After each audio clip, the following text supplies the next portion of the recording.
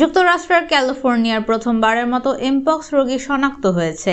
দেশটির কেন্দ্রীয় রোগ নিয়ন্ত্রণ ও প্রতিরোধ সংস্থা জানিয়েছে, আক্রান্ত ব্যক্তি সম্প্রতি পূর্ব আফ্রিকা ভ্রমণ করেছিলেন।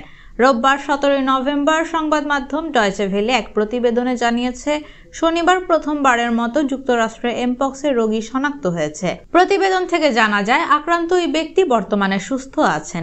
তিনি উত্তর ক্যালিফোর্নিয়ার একটি হাসপাতাল থেকে চিকিৎসা নিয়েছেন।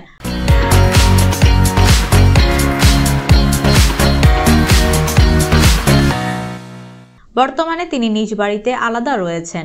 ক্যালিফোর্নিয়া পাবলিক হেলথ ডিপার্টমেন্টের মতে, আক্রান্ত ওই রোগীর উপসর্গগুলি কমতে শুরু করেছে।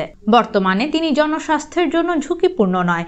ওই ব্যক্তি বর্তমানে বাড়িতে আলাদা হয়ে আছেন এবং কর্তৃপক্ষ তাদের ঘনিষ্ঠ সংস্পর্শে আসা ব্যক্তিদের সঙ্গে যোগাযোগ করছেন। এমপক্স ভাইরাসের উদ্ভব হয়েছে বন্য প্রাণী থেকে। এটি একটি প্রাণীবাহিত রোগ। আগে যারা বন্য প্রাণী শিকার করতে যেতেন তারা সংক্রমিত হতেন এ রোগে, কিন্তু বর্তমানে এমপক্স ভাইরাস মানুষের থেকে মানুষের মধ্যেও ছড়াচ্ছে।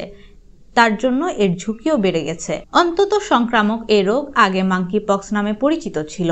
গণতান্ত্রিক কঙ্গো প্রজাতন্ত্রে এটির প্রাথমিক প্রাদুর্ভাবে অন্তত 450 জন মারা গেছেন। মাঙ্কিপক্স এখন মধ্য ও পূর্ব আফ্রিকার বিভিন্ন অংশে ছড়িয়ে পড়েছে।